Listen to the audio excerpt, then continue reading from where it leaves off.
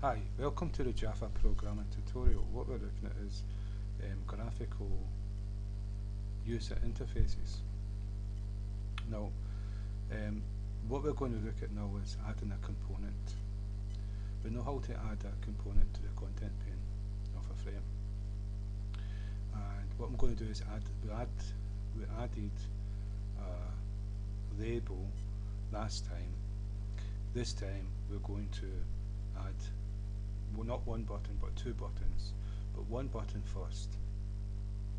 And the reason why I'm going to do that is to show you actionListener. This is why I've got these here imported. Now what I'm going to do is create a JButton,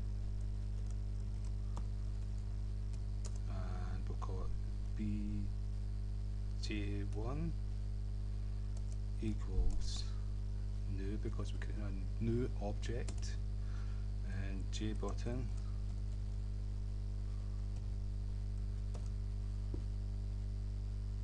and what we'll do is we'll call this first click, and then at the end a semicolon, and so that's us created a button. Now we have to add the button to the container, which is getContentPane of the frame. So if I do f.add, and we're adding a component, and the component is bj1. Remember, what we have is containers and components, and so that's added to the frame, but we've not set it as visible, but it should still show the button. Okay, it does show the button, right, but it doesn't do anything. This is, we're going to make it do something, and this is where we come into with extends keyword, extended JFrame, and we're going to implements actionListener. Now what the actionListener does is it sits and waits for an action that's called an event to happen, and we're going to add it to the button, and the button, when it's clicked, is going to execute the actionListener, is going to execute the actionPerformed, which is the method that comes with actionListener, and that method is going to execute the code, and the program will do whatever that button is supposed to do by executing that code, because we can change that code to whatever we want it to be. Now this is the best way to show you the actionListener first, because it implements, it's an abstract, it's an interface, it's not an inheritance, and so we'll show you different ways of doing it. That's why we're going to do two buttons. The first one's this way, and so what we do is we implement the actionPerformed method from this class, and if I click here it will say add unimplemented methods, and so this is actionPerformed action E. It takes that action E. I'm sure we can change that. I'm not too sure, but we're not going to see it. And so what all we're going to do is something simple, just to show and prove. This could be complicated code to do the really powerful things.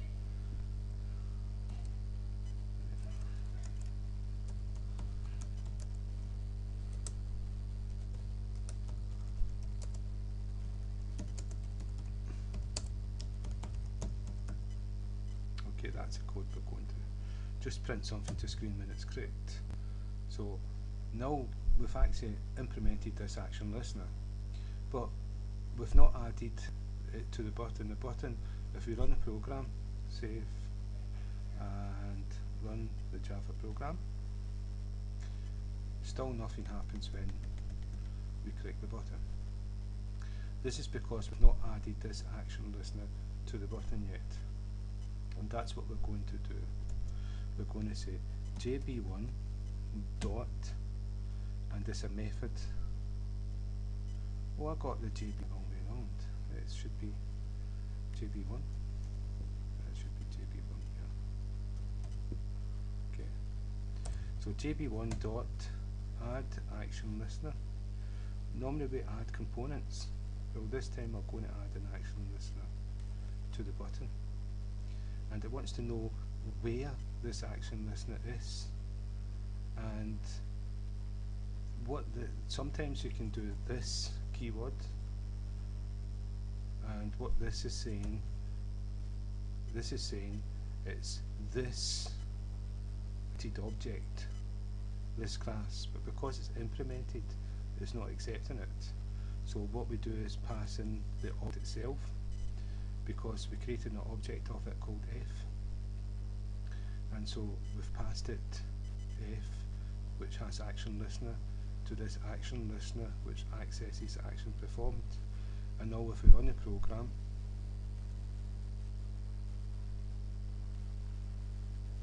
if we click the button now, I was meant to click it again but disappeared. If we click the button, keep clicking it, every time we click that button, this code is going to be executed. Now, that's a simple piece of code. Now, that could be something really powerful, like connect to the internet, download a remote file, decode it, extract a certain amount of information. It could be any kind of code in there you wanted, and it would be activated as soon as you click that button. But the problem is when we add another button, let's say JB, what we'll do is cut and paste this one here, and we'll call this number 2,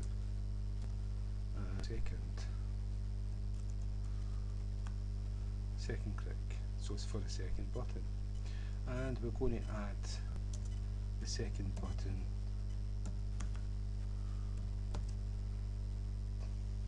to the content pane.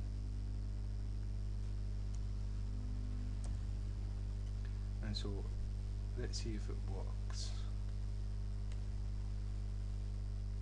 The second button's there, the first button should be there also, and what's happening is the second button's sitting on top of the first button.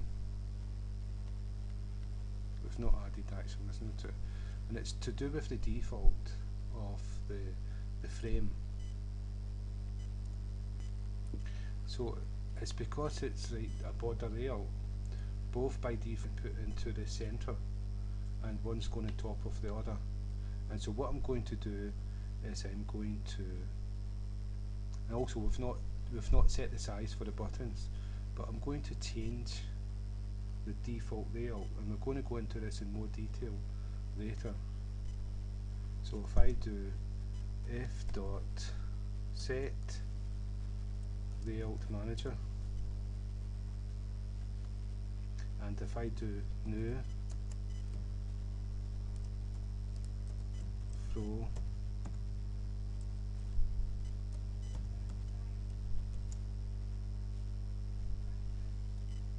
layout, I think that's the way it's done, I'm not too sure, we're going to find out.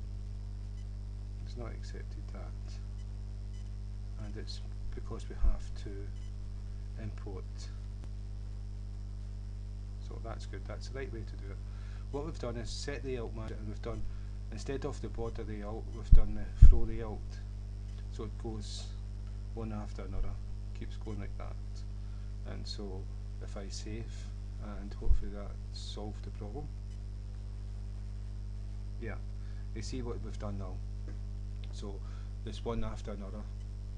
If we stretch the program out more, you'll see it will adjust to the size of the screen.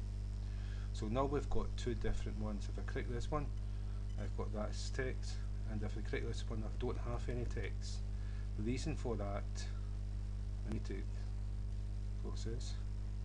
The reason for that, I've not added the action listener to this one.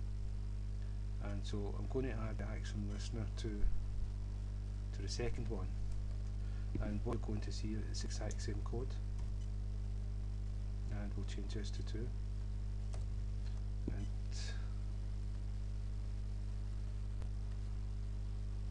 cancel. GB2 is not been declared yet. Got to be X. It's got to be after it's been declared. Right.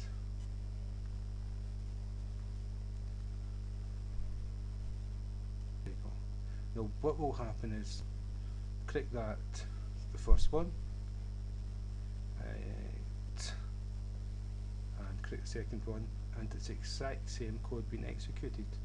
That's because they're both using the same action performed, and that's because we've implemented action listener. Now, so what you have to do now is in the second one you don't add the object, you've got to do a new action listener and the constructor, and then you have to implement the action performed.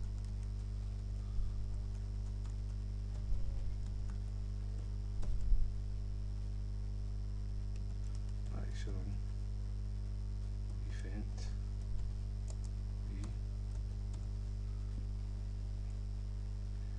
and then it's still not happy with it. Right, what I'll do is I'll come back to here, and I'll do action listener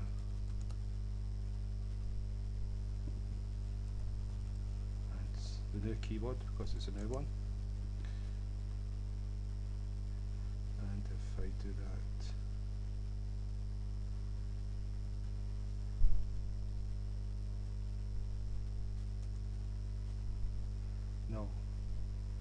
now that I've put the braces in, I'm going to be allowed to just add the unimplemented method by Eclipse, and it means I don't do any typos, and it's added the method itself into the braces of action listener. That's the end brace and that's the start brace, and inside here we've got action performed. And so now we can put out inside here what we've done. Instead of implementing up at the top, we've actually created a new object, and then overridden the action performed with our own code. And